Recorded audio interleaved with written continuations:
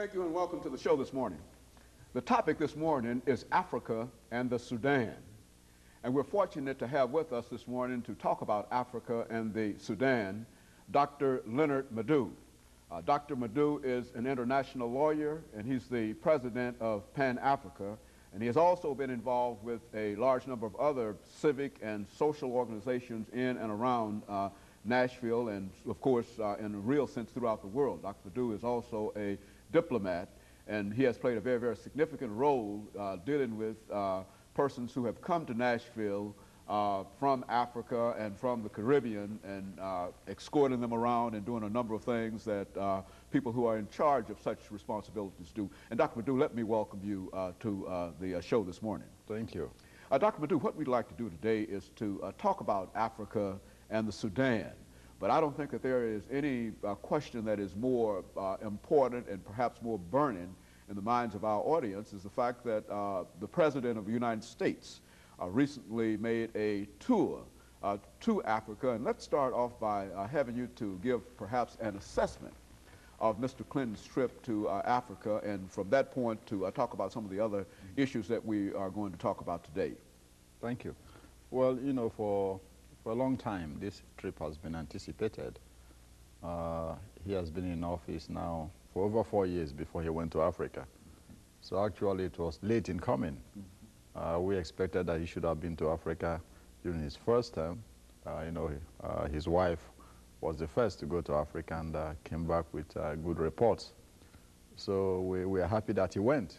We would have preferred that he went earlier on.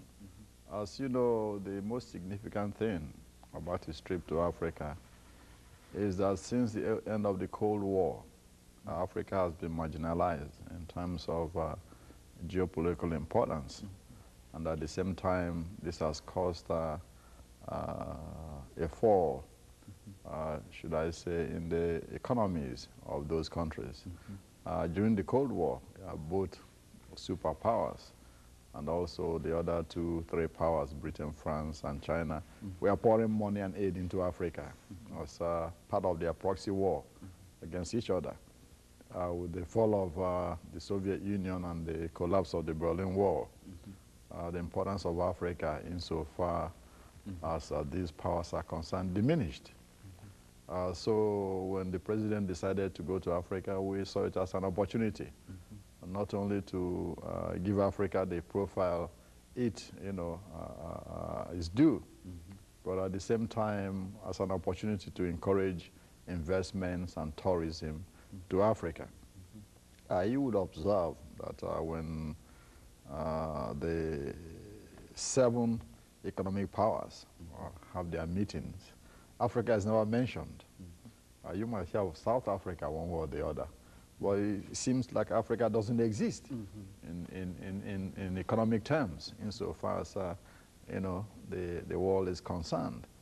So what we think is that this visit and also the law passed by Congress, the Business Opportunity Act for Africa, will help not only to increase investments in Africa, but also to attract more tourism. A lot of African countries, depend on tourism to survive. So it's very important from that regard. You know, Dr. LMadu1, I think that some people have talked about the emergence of Africa since the president's trip. Now, certainly I think that it has also been pointed out that Africa really does not need Mr. Clinton to give it credibility.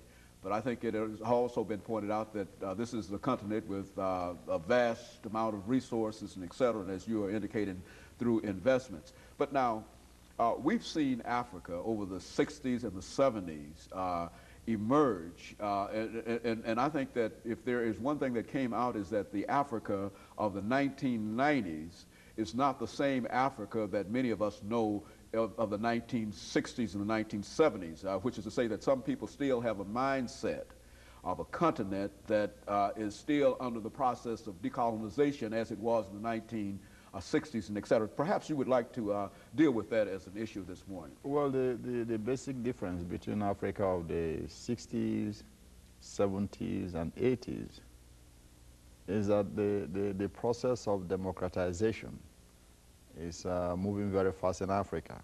Africans are tired of having despots who sit in power for life and plunder, the continent's resources. You've had people like Mobutu and in Zaire and Nguema in Equatorial Guinea, Bokassa in Central African Republic, Idi Amin in Uganda.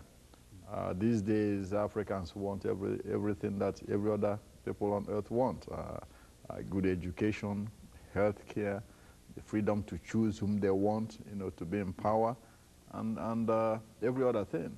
So that's what you're seeing. There's a new wind blowing through the continent. And because of that, we think it's time that some of these donor countries attach very stringent terms or conditions for granting loans to African countries. I personally believe that before either the World Bank or the IMF or the United States government or any other foreign government should make it clear that the condition under which aid would be given to any particular African country is that the president or the ruling class agree to election and at the same time stick to it. If that is not stuck to, then they should withdraw the aid. And moreover, before any aid is given, they should make sure that that aid must get to those, who... It must go down to the bottom. Absolutely, absolutely, because what happens, what has happened in the past is that almost 90% of the aid given to these countries never get to where it's supposed to get to. It's never used for what it's designated for. So you find out that, you are pouring money into a drain. And that's precisely what is haunting the continent now. You see all those billions of dollars that were poured into the continent in the 60s, 70s, and 80s. Now, the IMF and the World Bank say, we want our money back. That's why you have this structural adjustment program. And because the money is not there to pay, then the IMF insists that these countries must restructure their economies in order to be able to pay back this loan. The interest on that loan alone is at times larger than the loan itself. See? So you find that African countries are in great economic stress because of the structural adjustments program, which is an outgrowth of all the money poured into Africa in those 3 decades that was never used properly. See? So it's very important. But anyway, the catchphrase for the 90s in Africa is trade, not aid. Okay. Africans want to trade on equal terms, with the rest of the continent, the rest of the world, not giving them aid. It's like a welfare system. Africans do not want a welfare system anymore. Trade with us, we trade with you. Buy a pencil from us, we buy a pen from you. As far as it's on equal terms, not prices set somewhere else, So that is very important. So that's what you're seeing now. Africans want aid, trade, not aid. So as soon as the leaders in that country understand, what their people want, then, these changes will continue to grow. But that's the basic difference between the 90s and the other three decades past. Dr. Madu, we're coming up to our first commercial break, and after which we want to talk about an issue that I know is very, very important to you, and that is the Sudan. After our break, we want you to not only to talk about the Sudan, but talk about the Sudan in reference to what you've already said about Africa, and to give our audience as much information in that second segment as you possibly can, dealing with some of the problems and some of the challenges in the Sudan, because as you've indicated, Africa has moved quite a bit, but there are still some problem areas, and I think that this is one of the problem areas that you're interested in. And of course, we'll talk about that as soon as we come back after our first commercial break.